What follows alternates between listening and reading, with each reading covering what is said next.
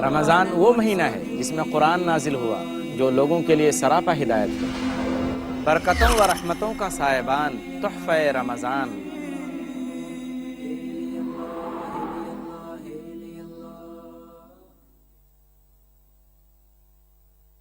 الحمد للہ رب العالمین والصلاة والسلام علی خاتم الانبیاء والمرسلین محمد وآلہ وصحبہ اجمعین، اما بعد، رب اشرح لی صدری ویسر لی امری واحلل عقدۃ من لسانی یفقہوا قولی۔ ناظرین محترم، تحفہ رمضان کی 21ویں نشست میں آپ تمام حضرات کا استقبال ہے۔ السلام علیکم ورحمۃ اللہ وبرکاتہ۔ آج کے دن ہم بات کریں گے ان چیزوں کے بارے میں جن سے نہ تو روزہ ٹوٹتا ہے اور نہ ہی روزہ مکروہ ہوتا ہے۔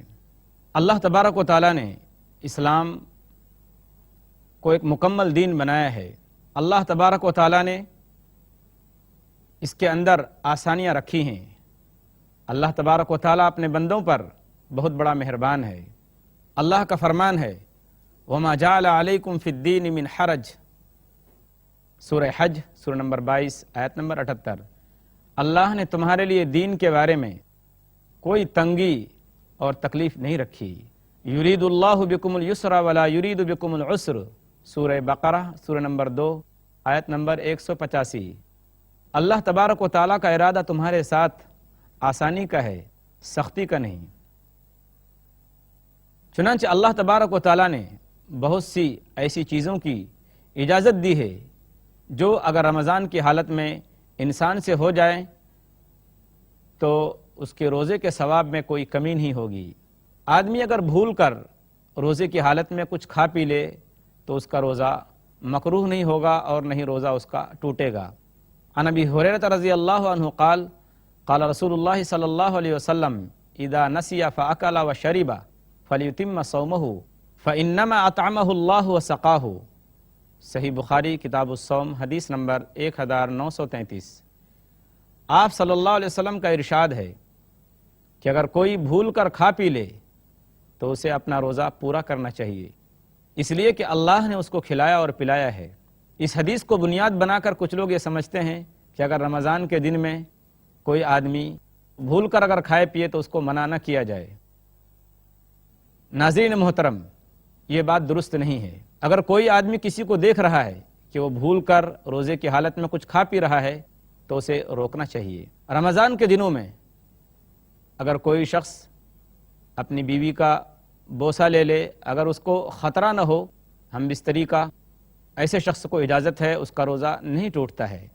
عائشہ رضی اللہ تعالیٰ عنہ کہتی ہیں کہ کان النبی صلی اللہ علیہ وسلم یقبل ویباشر وہو صائم وکان املککم لعربہ، صحیح بخاری کتاب الصوم حدیث نمبر 1927۔ اس حدیث کا ترجمہ یہ ہے کہ آپ صلی اللہ علیہ وسلم روزے کی حالت میں اپنی بیویوں کے پاس لیٹتے تھے اور بوسہ لیا کرتے تھے، لیکن آپ صلی اللہ علیہ وسلم تم لوگوں میں سب سے زیادہ اپنی خواہش پر کنٹرول رکھنے والے تھے۔ لہذا اگر کسی شخص کو اپنی خواہش پر، اپنی شہوت پر کنٹرول ہو، قابو ہو، تو اپنی بیوی کے پاس روزے کی حالت میں لیٹ بھی سکتا ہے اور اس کا بوسہ لے سکتا ہے۔ اس سے اس کا روزہ نہیں ٹوٹے گا اور نہ روزہ مکروہ ہوگا اور نہ روزے کے ثواب میں کوئی کمی ہوگی۔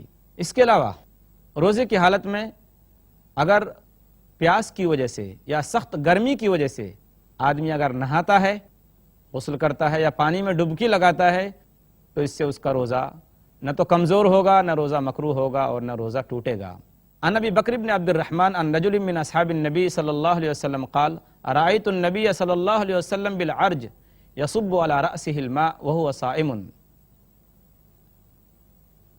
راوی کہتے ہیں کہ اللہ کے رسول صلی اللہ علیہ وسلم وہو صائم من العطش او من الحر، کہ آپ صلی اللہ علیہ وسلم روزے کی حالت میں اپنے جسم پر پانی بہاتے تھے، پیاس کی وجہ سے یا پھر گرمی کی وجہ سے۔ سنن ابی داؤد کتاب الصیام حدیث نمبر 2356۔ اس حدیث سے پتہ چلا کہ اگر کسی کو سخت گرمی لگ گئی ہو یا پیاس لگ گئی ہو جس کی وجہ سے اگر آدمی روزے کی حالت میں غسل کرے یا پانی بہائے اپنے جسم پر یا سر پر پانی بہائے تو اس سے اس کا روزہ نہیں ٹوٹے گا۔ بلکہ صحیح بخاری کی ایک روایت میں یہ بھی ہے کہ حضرت ابن عمر رضی اللہ تعالیٰ عنہما کپڑا بھگو کر اپنے جسم پر لپیٹ لیتے تھے، اپنے سر پر رکھ لیتے تھے۔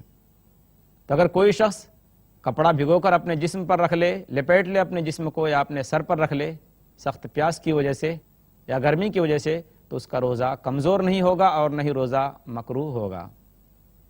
اسی طریقے سے روزے کی حالت میں اگر آدمی مسواک کرتا ہے تو اس کا روزہ نہیں ٹوٹتا اور نہ روزہ مکروہ ہوتا ہے۔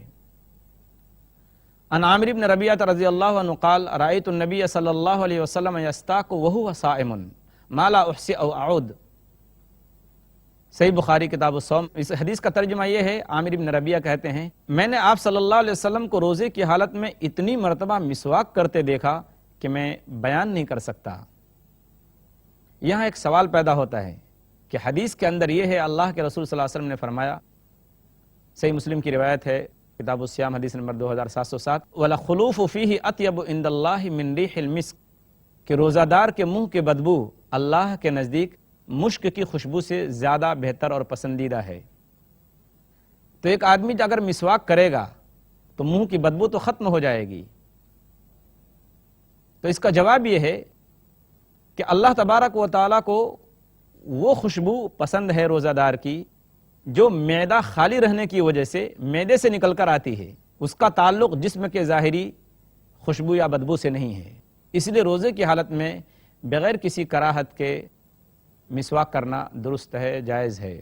اسی کے ساتھ ساتھ خود بخود اگر روزے کی حالت میں قے آ جائے، کسی کو قے ہو جائے، وامٹ ہو جائے، تو اس سے روزہ نہیں ٹوٹتا اور نہ روزہ مکروہ ہوتا ہے اور نہ روزے کے ثواب میں کچھ کمی ہوتی ہے۔ عن ابی ہریرہ رضی اللہ عنہ قال قال رسول اللہ صلی اللہ علیہ وسلم من زرعہ قیء وہو صائم فلیس علیہ صیام۔ سنن ابن داؤد کتاب الصیام حدیث نمبر 2380۔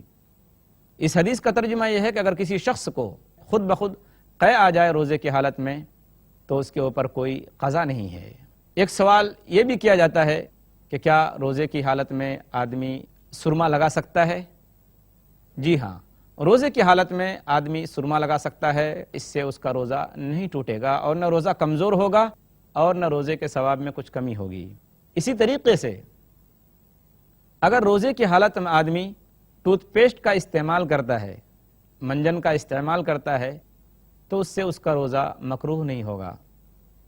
لیکن علماء کہتے ہیں کہ بہتر یہ ہے کہ آدمی رات کے وقت منجن یا ٹوتھ پیسٹ کا استعمال کرے، لیکن اگر کوئی دن میں کرتا ہے تو کوئی حرج نہیں ہے، روزے کے ثواب میں کوئی کمی نہیں ہوگی۔